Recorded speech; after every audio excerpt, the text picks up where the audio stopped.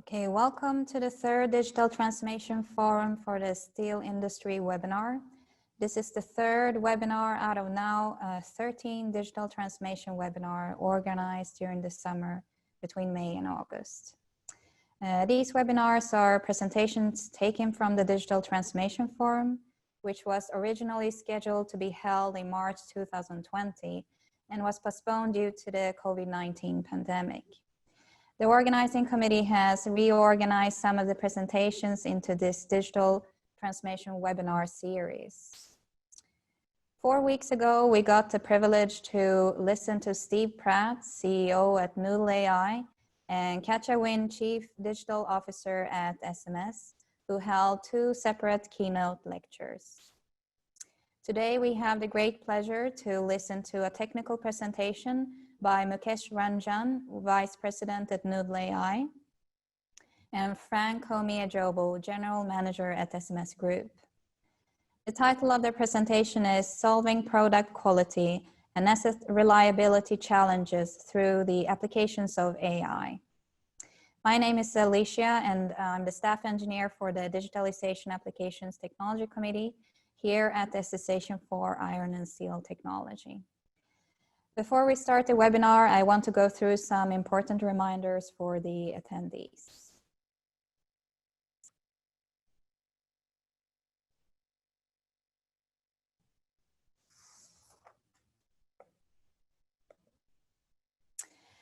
Please note that the attendees' audio has been disabled and questions to the presenter should be submitted via the chat feature.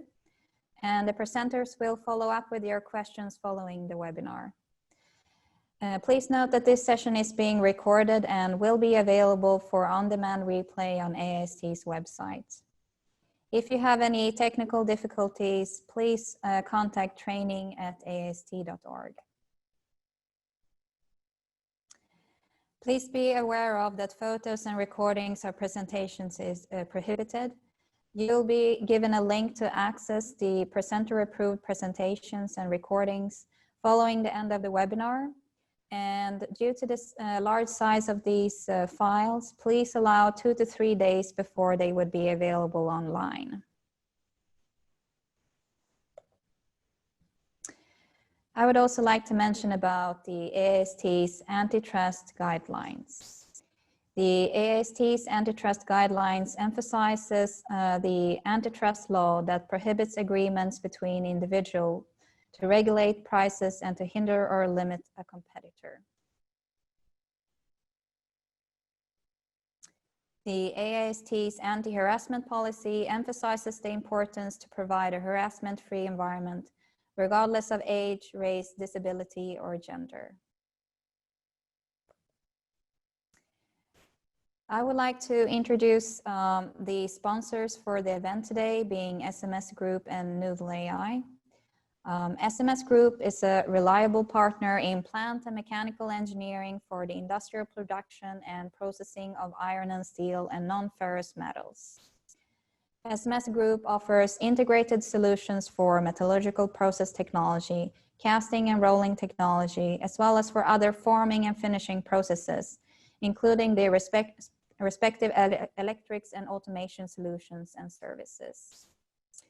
SMS Group Digital Unit offers data platform solutions, sophisticated digital products, machine learning and consulting services focusing on asset health, product quality, production planning, and energy management in the metals industry. noodle.ai applies advanced data science to create a world without waste. With noodle.ai's advanced enterprise AI applications, business leaders are empowered to make better decisions, reduced wasted energy, money, and resources. noodle.ai offers radical efficiency to manufacturers and supply chains using leading-edge artificial intelligence. noodle.ai is a leading provider of AI applications in the steel industry and thought leader of the digitalization of the industry. So thank you very much for the sponsors for the event today. I would hereby like to introduce to you the moderator of the event, James Hendrickson, Process Automation Division Manager at ArcelorMittal Carbon. flat carbon. Jim Hendrickson holds a bachelor degree in electrical engineering from Purdue University. He began his career at Bethlehem Steel in 1990 at their Burns Harbor plant as a technical assistant, and then advanced through several technical positions to controls engineer. In 2000, he was promoted to the position of hot strip mill process control supervisor, which included responsibility for automation, electronics, and combustion. 6 years later, Hendrickson was promoted to the role of process control manager for the Burns Harbor plant. He remained in that role through the transition from Mittal to ArcelorMittal, and in December 2011, he was assigned to as the Process Automation Division Manager for ArcelorMittal Flat Carbon, and is leading the digitalization efforts for ArcelorMittal in the United States. He joined AIST in 1993 and is currently officer-elect for the position of chair for the Digitalization Applications Technology Committee here at AIST. I would hereby like to give the word to the moderator, Jim Hendrickson.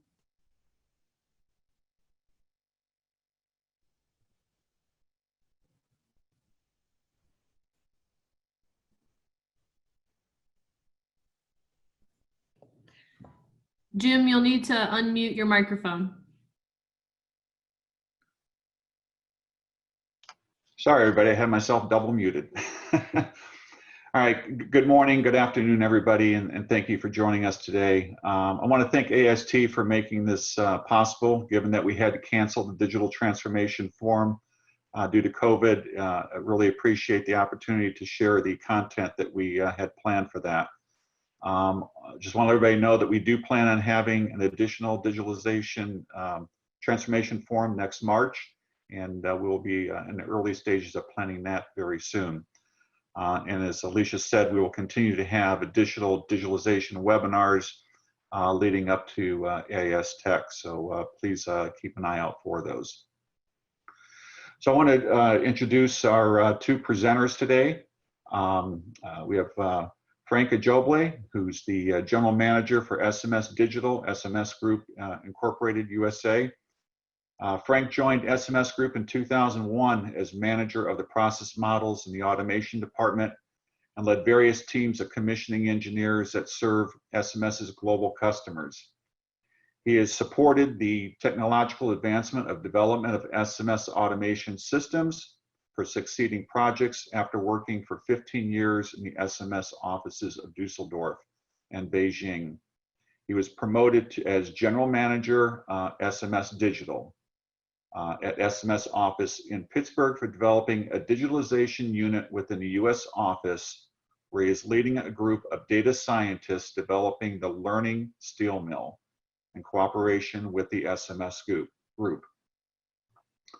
Also, we have Dr. Mukesh Rajan, who's the Vice President of Enterprise AI Products at noodle.ai USA. Dr. Rajan leads product management of noodle.ai's Vulcan manufacturing suite, which includes product quality AI, asset health AI, and enterprise AI platform for the steel and metals sector. By background, Dr. Rajan is both a technologist and a strategist with expertise in product development and management, customer management, and commercial strategy. He has operating experience of 15 years in the industry and management consulting, primarily at noodle.ai, Intel, and A.T. Kearney. He also holds a PhD in computer science and engineering from the University of Cincinnati and an MBA from UC Berkeley's Haas School of Business. In his free time, he enjoys live theater, music, and hiking. With that, I want to thank you guys for joining us today, and I'll turn it over to you.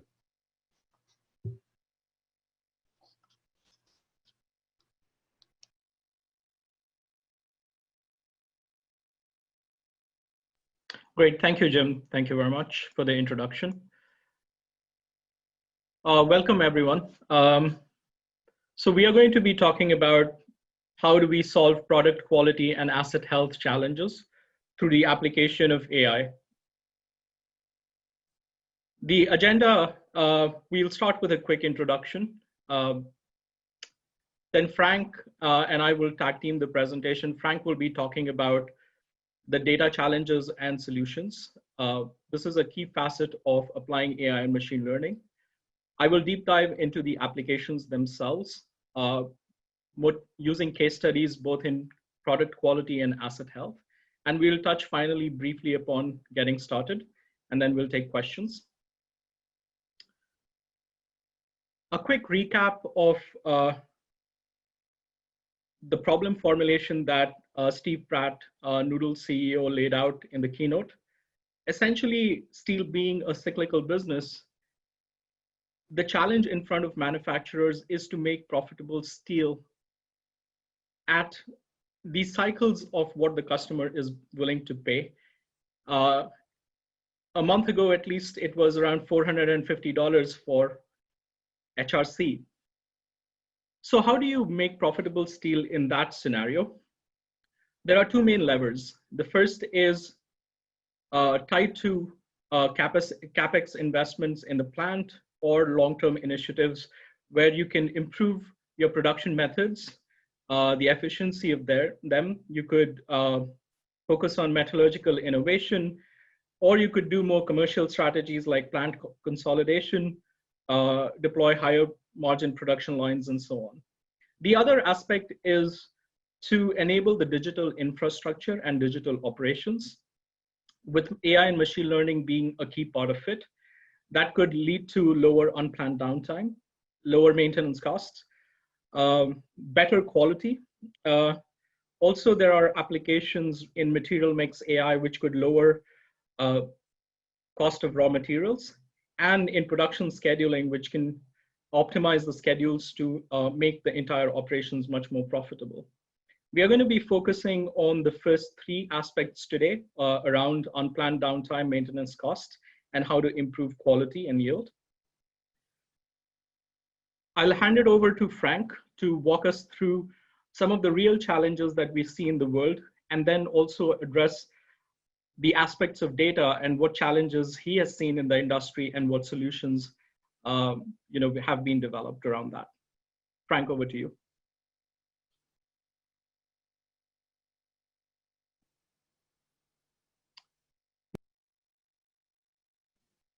Frank, you are being muted. Yeah. I hope that now you can hear my voice. Thank you very much, Mukesh, and thank you very much, Alicia and Jim, for the introduction of SMS and myself. Thank you very much also for implementing this platform so that we can, in this difficult time, exchange the information and promote the technologies in the steel industry. Today, as Mukesh said, I will try to talk to the point, the challenges the steel producers are facing in general, what we are trying to solve using the new technology and the data to create the AI and applications. Over the last 150 years, SMS is in this business, creating, for example, the machine to produce the product, and over the time go to providing the automation system, and also improve these processes over the time to increase the product quality. When we are talking about product quality, these are the three areas which are really common and really challenging for the industry. For example, the dimensions of the product, which, for example, can be the thickness, the accuracy of the thickness, or the width, so that the downline after processing, or the processing can be easier and not costly. The second one is the surface quality itself, to make sure that the requirement of the industry are met. And then the third one, which is really much the material property, how good the material itself in terms of heat strengths and tensiles. And those are the areas where the steel producers are facing challenges over the year, and SMS and the companies, for example, are trying to support them, improving their process model and using the knowledge and technology, for example, to improve those qualities. Now, over the time with the development of the new technologies and also the data available in the industry, we are trying really much to use those data to support the process model, for example, to solve those data, those challenges, and support our customers, the producers, to increase the quality of the product. Next page, please. Okay. So to be able to improve the quality of the product, and as I said, using the available data we are generating using the process models, we are facing for sure some challenges on how to use those data, because first of all, the data are generated or are created by the process model to solve specific problem in the industry to support the production of the coils of the product in the steel industry. Those data structure were not meant to support the AI and application development, but really much just for the process model to be able to produce the steel. Now, next slide, please, Mukesh. Looking at the data structure created for supporting those process model, it's clear that per unit, because in the steel industry, we don't just have one big plant, but we have several plant units, which are really much built to produce the steel or the product in steps. Each step has its characteristic. For example, like when we are talking about steel melting, for example, area, the process is slow. The process is steel or liquid steel oriented.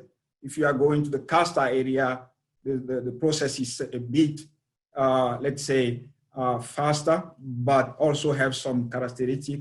And then compared to the hot rolling mill area, where the temperature, for example, is the major point there, the speed, for example, increases. So now the background information and data structure, for example, change from unit to unit. And one of you have in front of you can be one unit, for example, structure, what is really complex, chaotic, so it looks like chaotic, but really much is created to support the process models.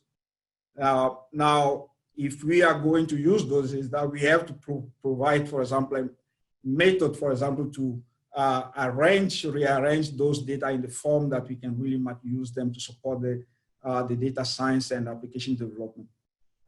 Next point, the next page, please. As I said, we have different units in the plant, and each unit has these complex structures, what we saw before in the previous page. But you can imagine if we have now to go from one unit to another unit with those complexity data level, and where we have to do a material flow planning.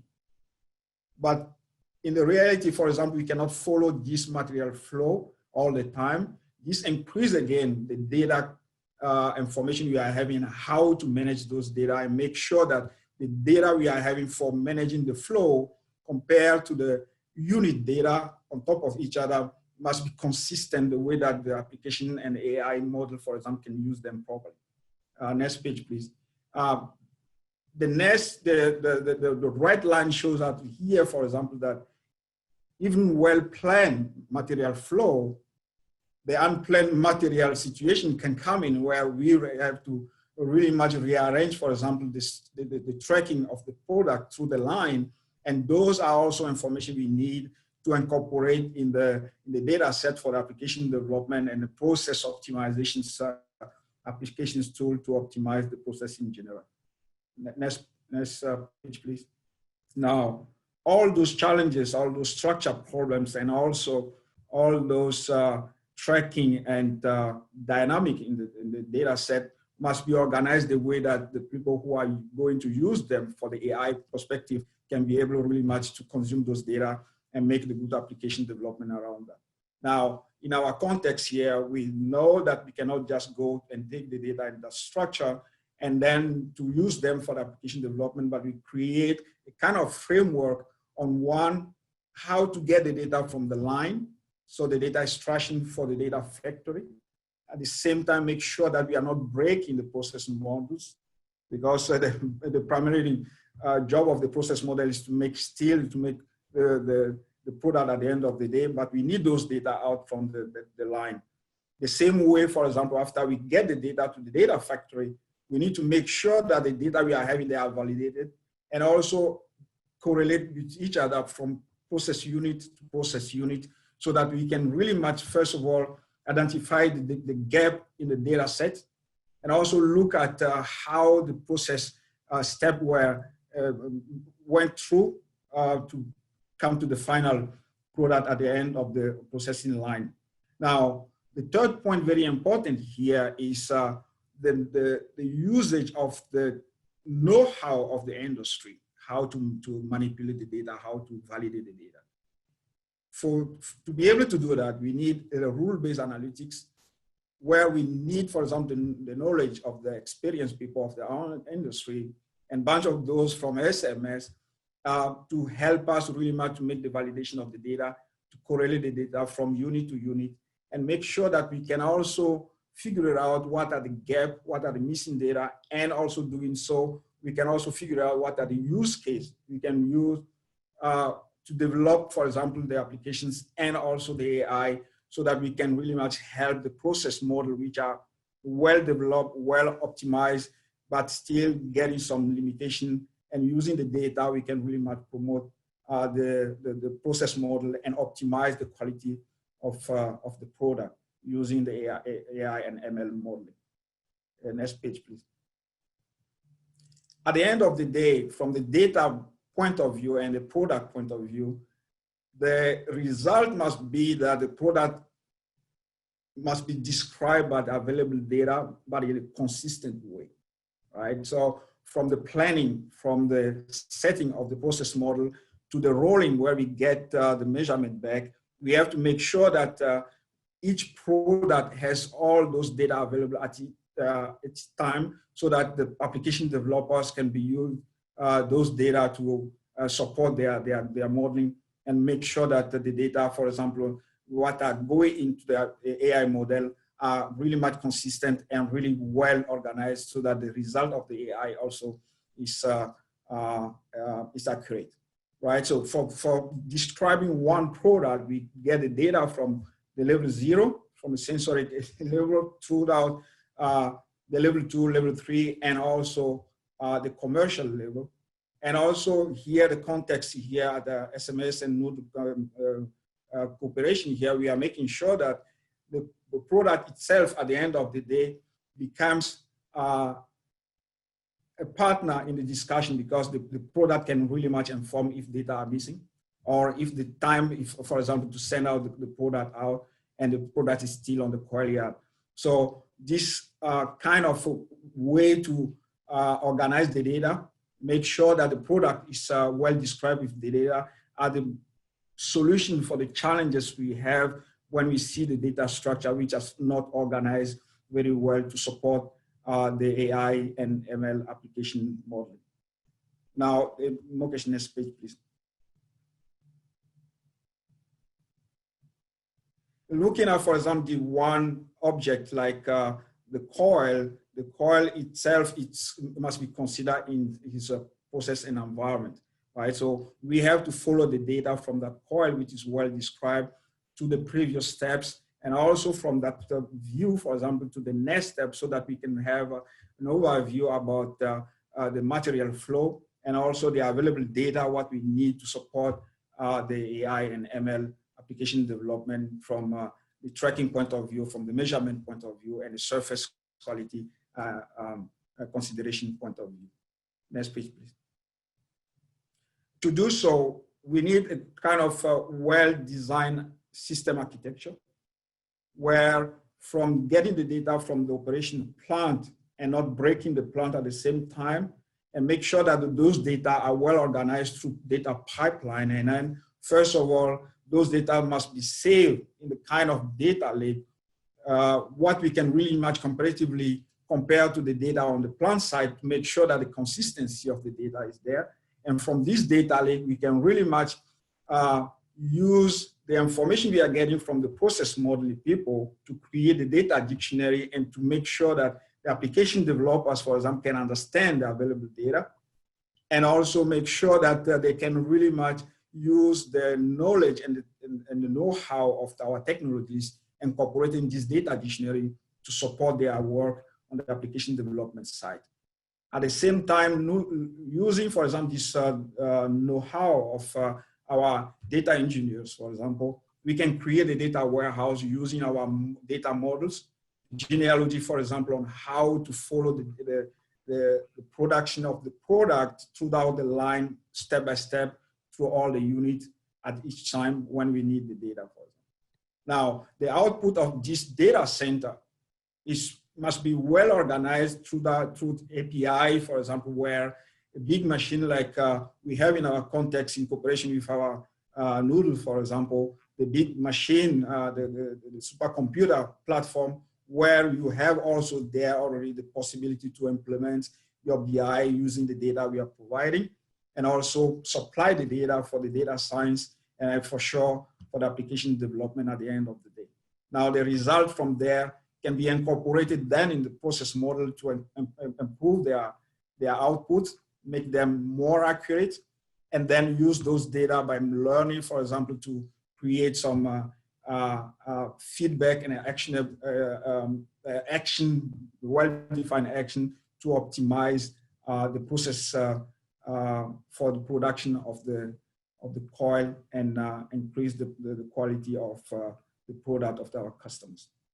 At this point, I would like to give back to Mukesh to show us real applications and real way how we are going from the data usage to the application development and solving the challenges we have in the steel industry. Great, thank you, Frank.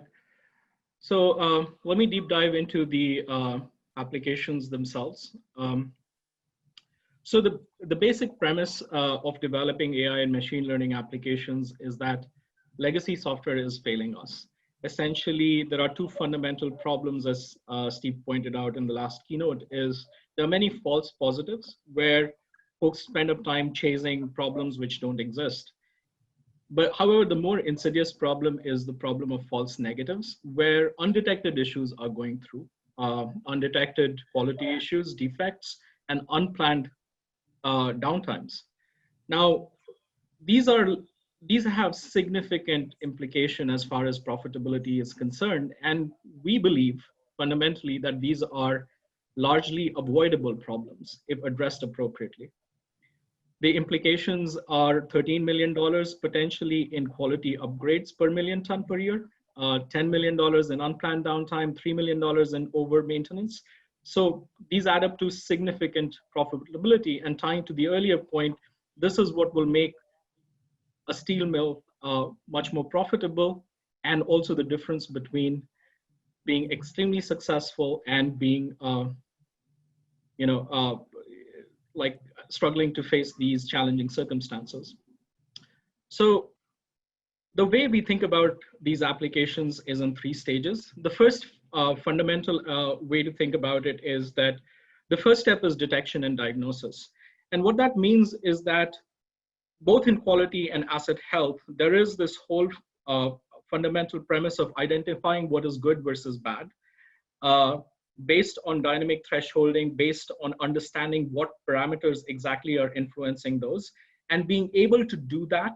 So in product quality, it will be able to translate what are the process anomalies across hundreds of thousands of parameters and develop monitoring rules to be able to deploy to generate alerts if things are not going well. And this is just the detection of what's going well versus not going well. Similarly, in asset health, it is about detection of anomalies in sensor level signals, which are indicating the condition of an asset, and understanding which features or which sensor features are contributing how much to these anomalies so that appropriate actions can be taken. The second bigger step is around prediction and simulation.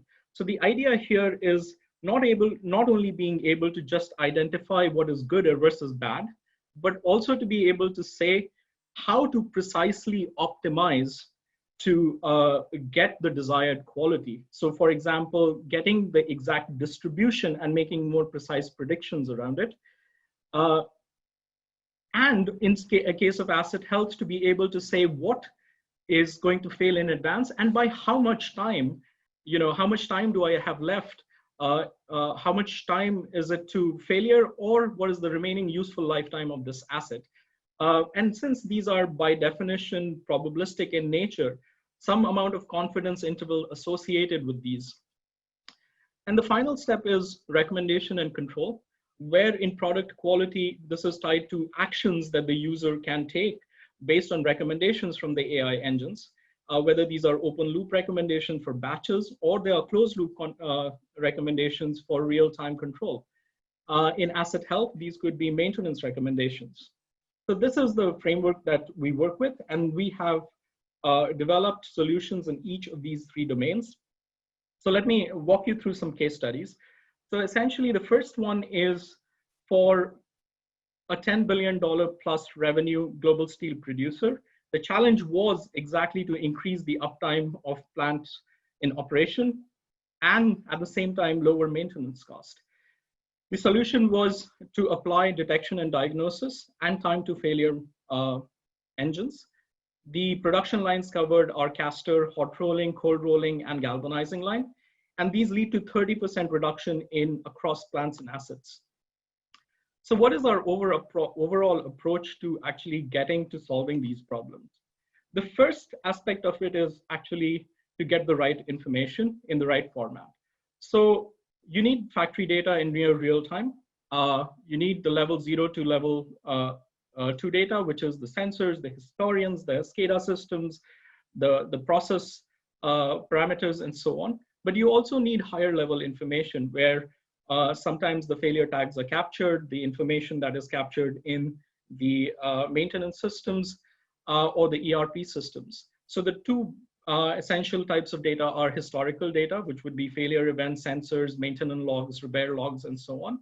But then the contextual data around it, which is what is the product that was produced? What were the process parameters at that point of time? Once you have this kind of data, we throw this into our AI engines. As I mentioned earlier, there are two fundamental engines. One is the anomaly detection engine, and one is the time to failure engine. The anomaly detection engine is very good at detecting anomalous states and diagnosis of those anomalies, and scoring and prioritization as to what the operator should be focused on.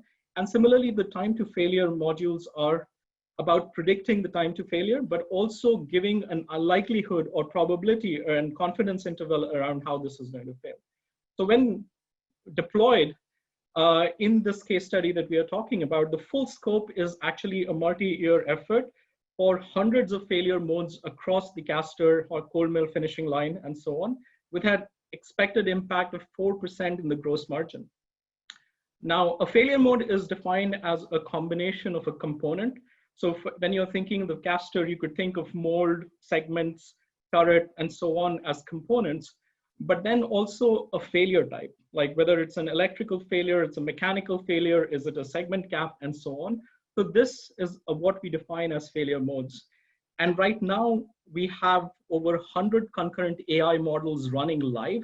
These are based on 40,000 signals out of just 2 production stages with 2 years of historical data, which amount to around 10 terabytes of data for training,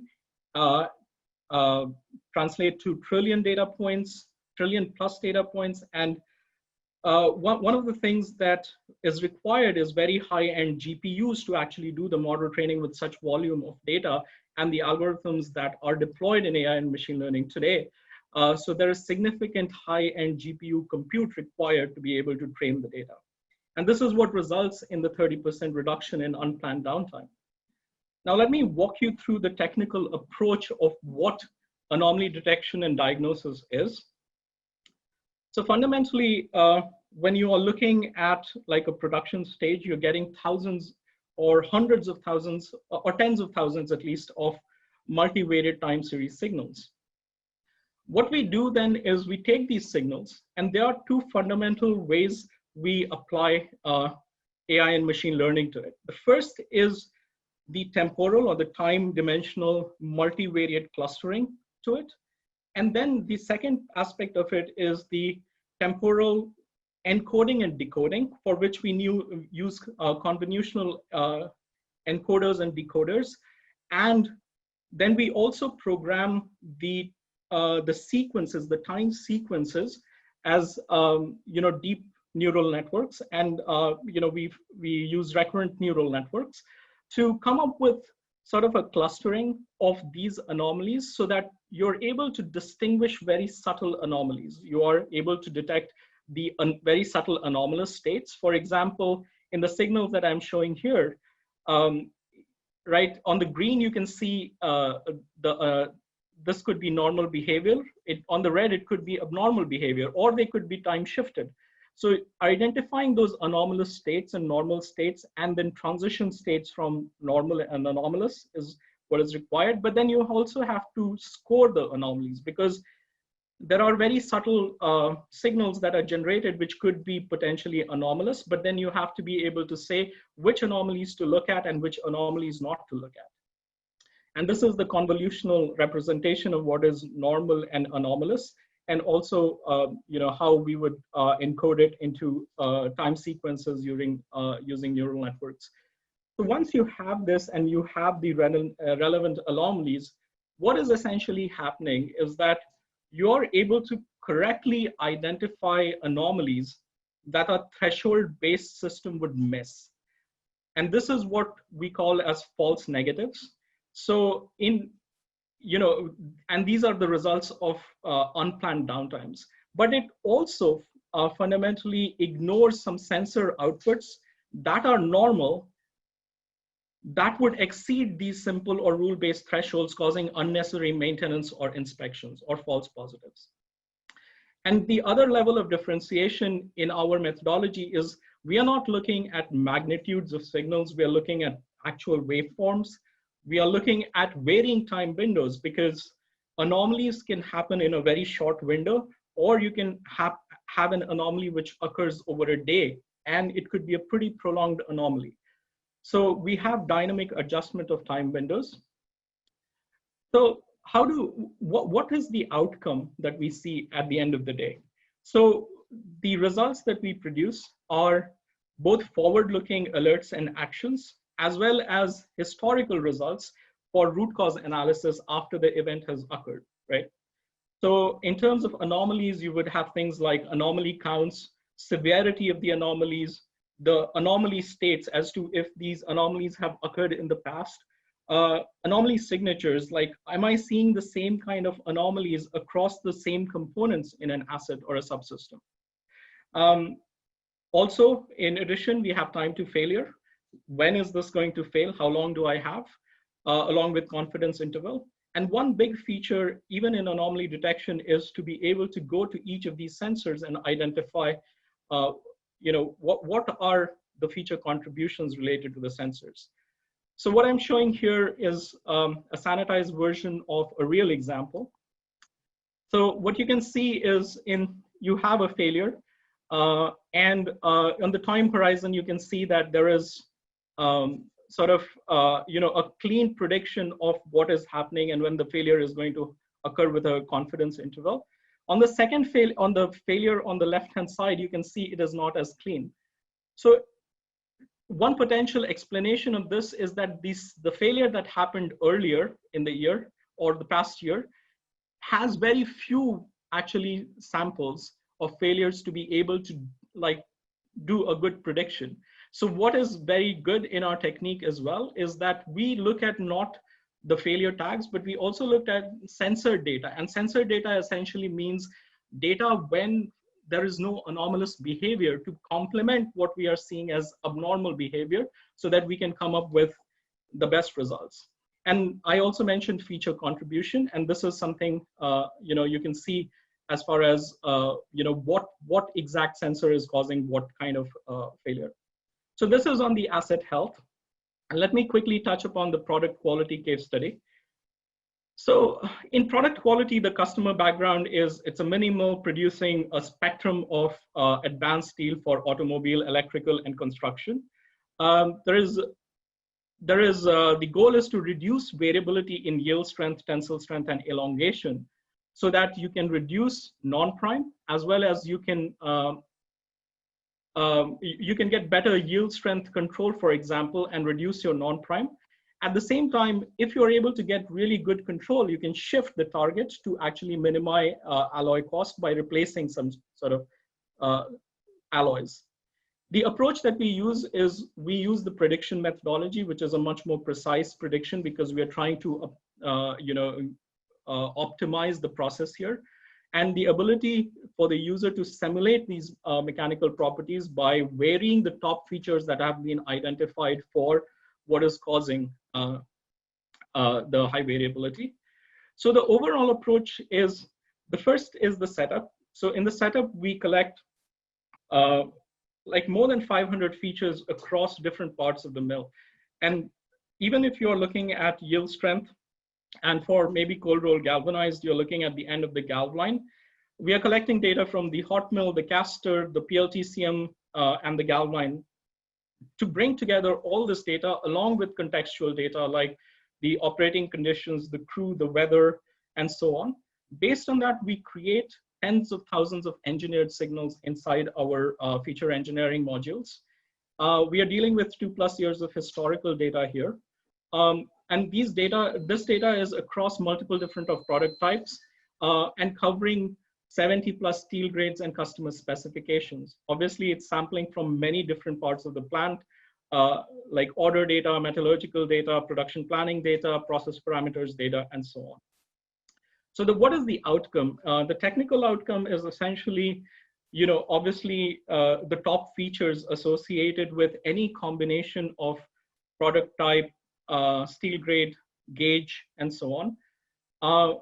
There's obviously what is the contribution of these top features for that specific criteria, and prediction of what steel yield strength, tensile strength, and elongation would be, and a simulation and optimization capability for the metallurgists, the process engineers, and so on. The impact is we are able to get 15 to 35% improvement in variability depending on the product type, the steel grade, spec, gauge, and so on. And we are on track for substantial reduction in millions of dollars for cost of non-quality related to non-prime coils, as well as alloy optimization.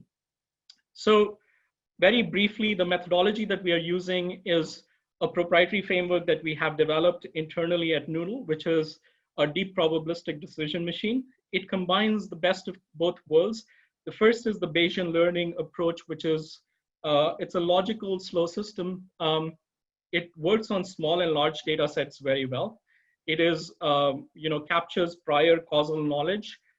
It's robust to overfitting. It is much more interpretable. It gets probabilistic results.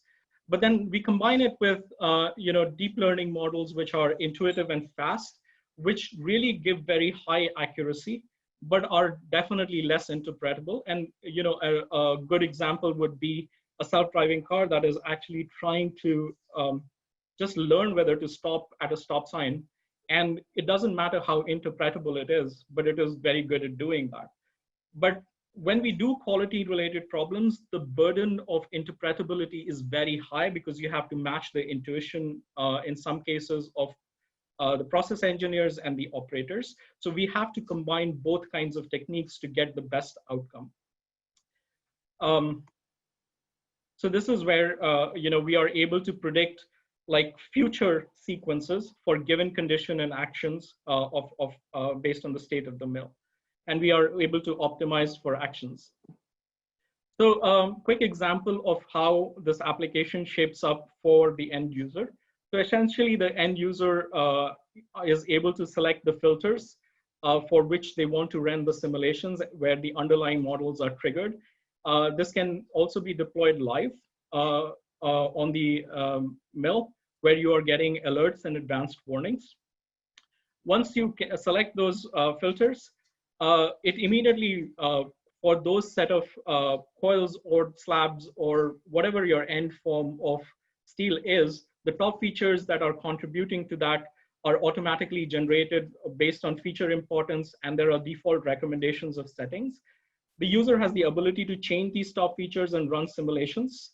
And when you run simulations, you're able to get what are the different types of yield strength, tensile strength, and elongation values and distributions so that you can further and further optimize the process. So that was about the case studies. Let me quickly touch upon how do we get started on AI and machine learning. That's a question that we received quite a bit in the last session from Steve. So essentially, Frank has talked a lot about, the data factory and the enterprise platform, and how do you take data from the OT and IT systems and the historians and organize it in a data factory. But fundamentally, to get started on your AI journey, things can be built in parallel. So the highest value we believe you will get is from deploying these AI applications. So you can get started with the data that you have, the existing infrastructure that you have.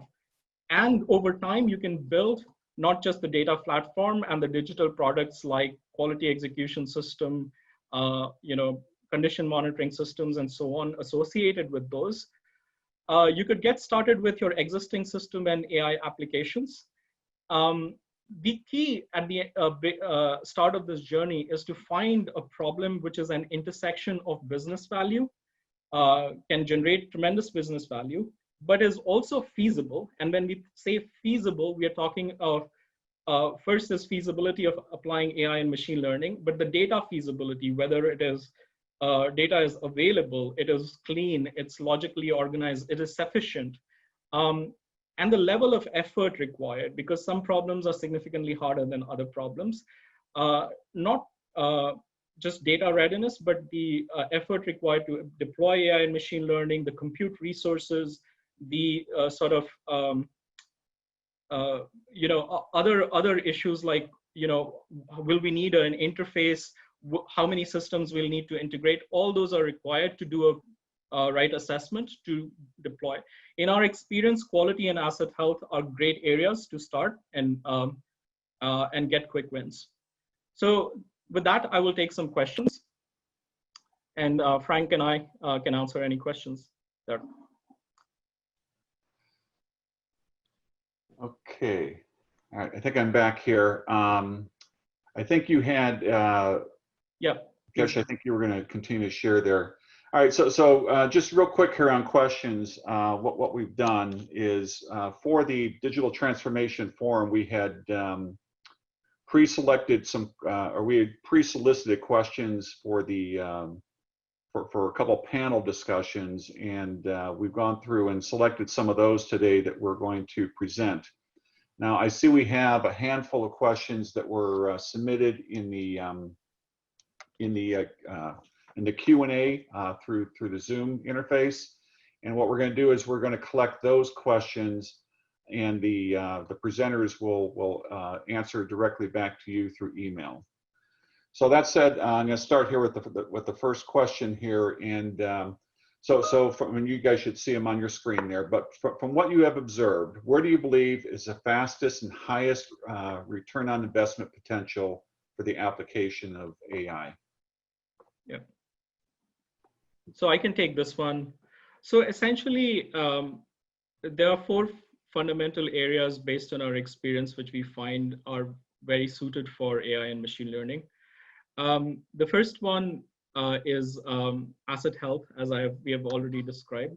And this, there is, in the steel industry in general, there is a lot of aging equipment, and CapEx investments are not easy to come by. So therefore, from that perspective, being able to extend the lifetime of the assets or predict downtimes is extremely valuable. From a quality perspective, from the second area is the quality AI.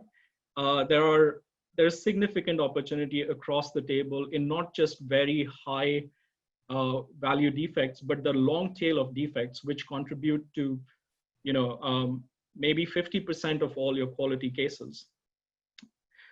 The other 2 areas where we find significant benefit is optimizing for materials cost.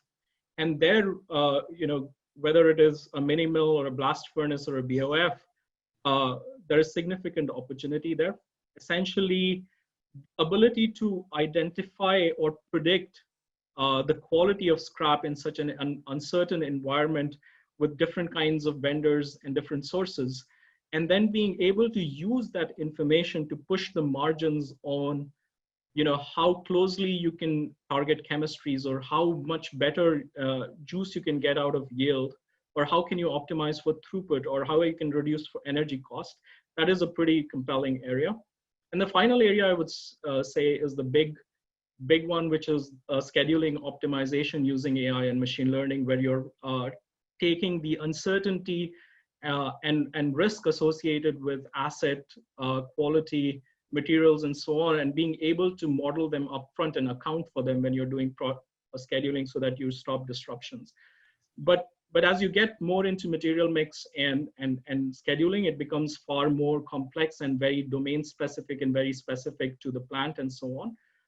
So a much broader scalable solution across plants is in product quality and asset health. Okay, thank you, Mukesh. Advance to the next slide. Okay, the second one is refers to IoT and cloud systems. How to decide between the different infrastructures, such as a cloud, on-premise, or hybrid. Frank, you're muted. Frank, you want to take? Yep. Yeah, I will take this one. It's a really good question. The first reaction when we get this question in general is the people are talking about cloud, and they don't want to take that route immediately because they are really much talking about the safety and security of the data and so on and so on, and then they concentrate on the on-prem.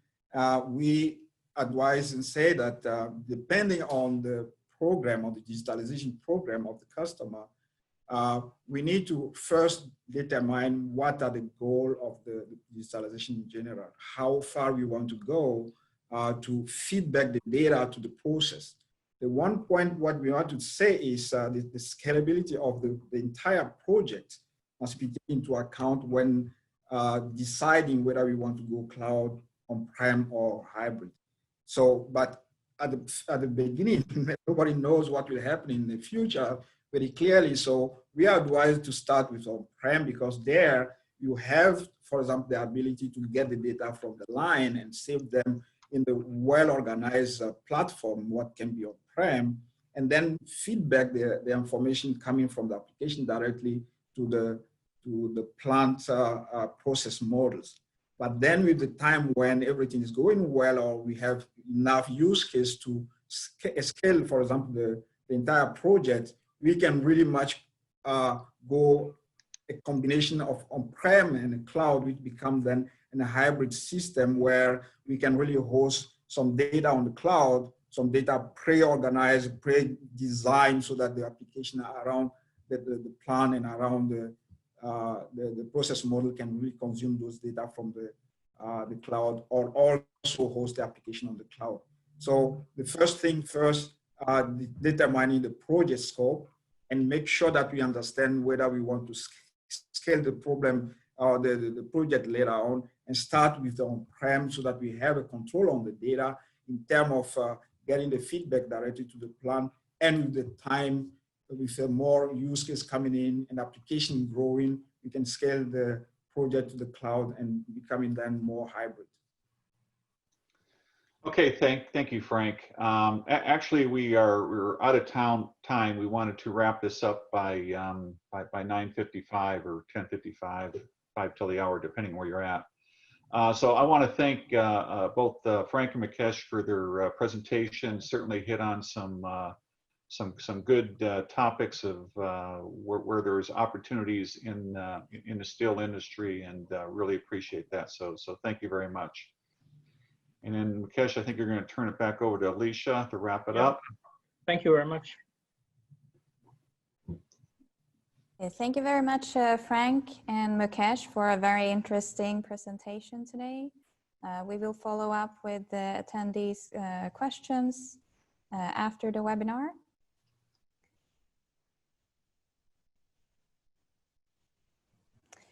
I would also like to inform about upcoming webinars here at AIST. We have the long products webinar here in the afternoon. We also have the project construction and management webinar on Thursday, 18th of June, and galvanizing weld technology webinar on Thursday, 25th of June. The next upcoming digital transformation forum is by Canvas Analytics on Wednesday, 24th of June, at the same time as today. And the title of the presentation is How AI is Increasing Production Quality in Steel Manufacturing. I also want to inform that the upcoming Digital Transformation Forum for the steel industry is scheduled to be held on 15th to 17th of March 2021 at the Omni William Penn Hotel in Pittsburgh, Pennsylvania. Currently, the call for abstracts is open and the deadline is 25th of September 2020. So please submit your abstracts on AIST.org. You can find the submission page on conference expositions and then technology training, digital transformation forum, and then abstract submittal. So thank you very much for attending the webinar today, and we are looking forward to seeing you at future events. Thank you very much. Thank you, everybody. Thank you very much. Thanks.